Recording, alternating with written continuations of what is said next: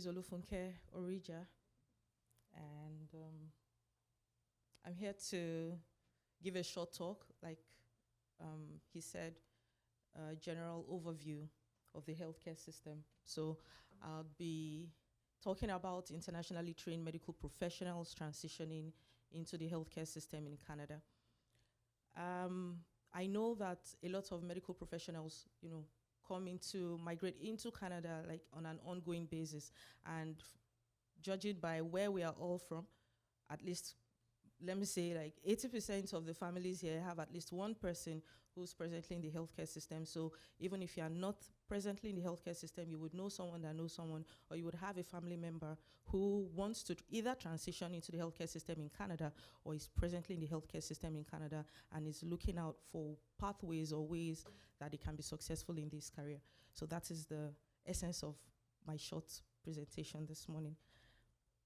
So by medical professionals, it's an ambiguous word, I know. So it encompasses like the medical doctors, dentists, nurses, lab scientists, physiotherapists, pharmacists, all the various professionals in the healthcare sector. So but for the purpose of this presentation this morning, I'm going to focus mainly on internationally trained medical doctors.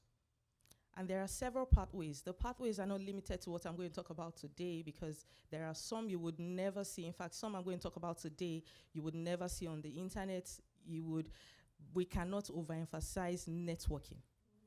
It is very important, because just by making a friend in an elevator can determine your next move in your career.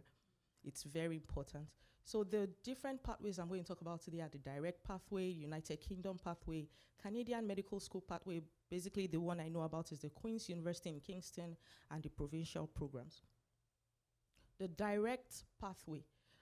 Here, the internationally trained medical doctors, straight from home, after verification with Medical Council of Canada and getting all their credentials verified, they will have to sit for the Medical Council of Canada qualifying exam, which is the MCCQE1. We call it MCCQE1. There was an MCCQE2, which has now been scrapped. But so they would only have to sit for the MCCQE1, and then successful candidates will go on to sit for the NAC exam. That is the National Assessment Collaboration Exam. It is an OSCE-based exam.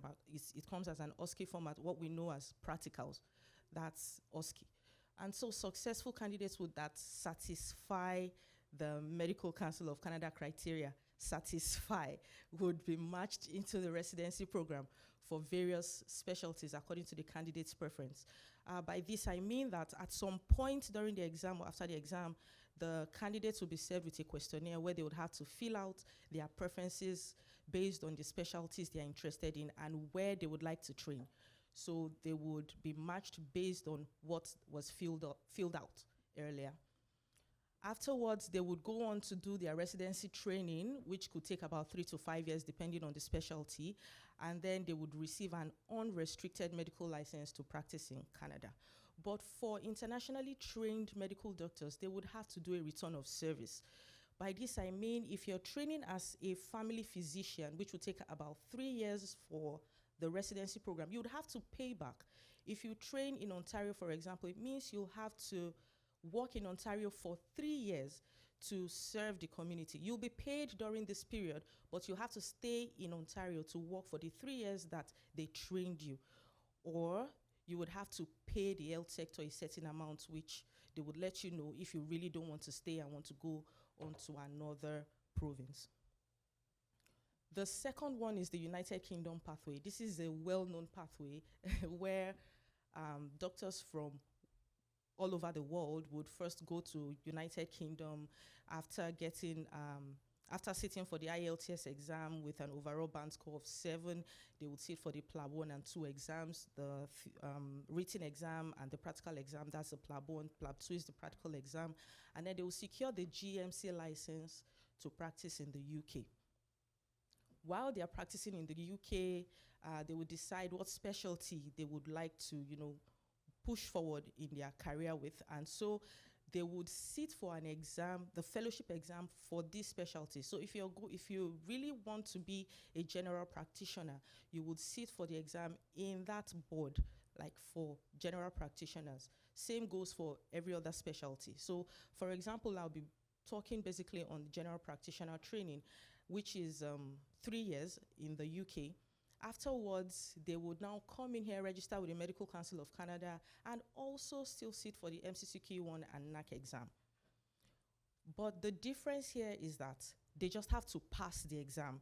It really does not have to do with how high the score is.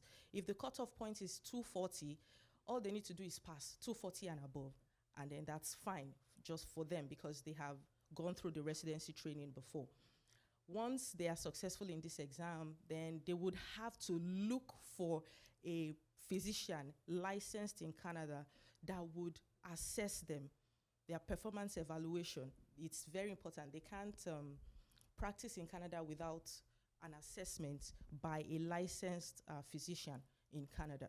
If they are able to get one who is willing to assess their performance and send an assessment to the MCC saying, okay, this person I've observed for the period of 6 months is able to be by him or herself and practice in Canada, then MCC would give them the license to practice in Canada. The third one is the Canadian Medical School. Like I said earlier, this is the only school I know presently that do it is the Queen's University in Kingston. I don't know about any other school, but in the process of applying, we can find out if any other schools do it, but that's one of the essence of networking. You might not know that Ottawa might even be doing something like that, a program, in association with any of the other medical schools that would make it easier for internationally trained medical doctors to proceed with the residency program. But right now, majorly talking about Queen's University in Kingston.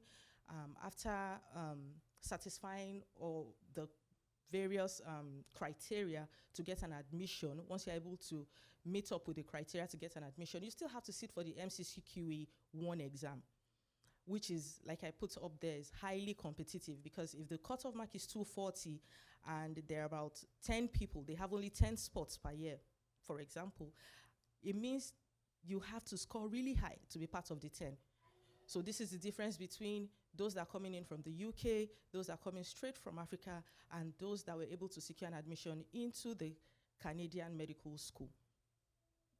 Once the admission is done, they start the rotations. Usually they admit them into the final year, they start the rotation, they follow the school's curriculum, and then they get matched into the residency program. Now, this is where the difference comes in. This is the catch. Once they're able to go through the rigors of getting an admission and going through the rotations, they would graduate as a Canadian medical graduate, no longer an internationally trained medical doctor. They are now Canadian medical doctors. So they don't have to sit for the NAC exam, and they can start the residency program without sitting for the MCCQE1. Although they would have to pass it at some point during the residency program, but they do not have to sit for it before they start the residency program. So this is the difference. And then they don't have to do the payback. So I keep forgetting that term, yeah. The return of service. They don't have to do the return of service because they are Canadian medical graduates. So they just go through the residency training and start practicing as a specialist. The fourth one is the provincial programs. Now, there are various, like we know, there are various provinces in Canada, and each one have their special programs peculiar to them. But before anyone can get into any of these programs, they'll have to first sit for the MCCQE1, the NACOSCI, and then the fellowship exam for that specialty. So if it's family medicine, you have to sit for an exam, for the fellowship exam for family medicine. If it's anesthesia, you have to sit for no, not anesthesia. For provincial programs, it is only family physicians. Yes, only family physicians. So if you're interested in being a family physician, no other specialty than provincial program is highly recommended. So for each province, they have their various assessment programs. You can see here for Ontario is the PRO, the CPA for Saskatchewan, the MPAP for Manitoba, and so on and so on. So each province have their peculiar assessment programs for doctors coming in from different parts of the world. And besides this, there are various other pathways people go through, Saudi Arabia, UAE, and all that. So that is also where the emphasis will be on networking, talking, not keeping quiet, asking questions, even at work.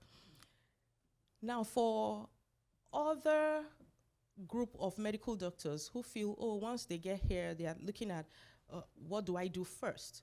Or, okay, I don't want to go into the hospital anymore. I don't want to work clinically anymore. I just want to, get into a career path or get into a career that would still give me that fulfillment. These are other options you have. Although I would advise that doctors coming in should have like various options. Option A, B, C. ABC in the sense that my option A is I want to practice as a medical doctor in Canada. Okay, right now I'm in the process of doing that, which can take a while. The certifications are quite expensive. So before I go into that, I still want to do something that will make me relevant in the healthcare sector because it's very important. You have to show proof that you're constantly in the healthcare sector. You can't leave like that. You'll be termed as, oh, you've forgotten the terms, you've forgotten our ways. So you have to be relevant in that space. So before you get into that space, you can be a physician assistant, clinical assistant, surgical assistant. You can even go into nursing. You can be a pharmacist while you're waiting to get into the program. And do not forget that to get into these spaces are also not easy like that. I know that the physician assistant space, there is a long wait list. So some people say, okay, my option A is to practice. Option B is physician assistant. Option C, let me start with the CRA. I'm in the CRA, I'm putting money aside, I'm on the wait list for physician assistant.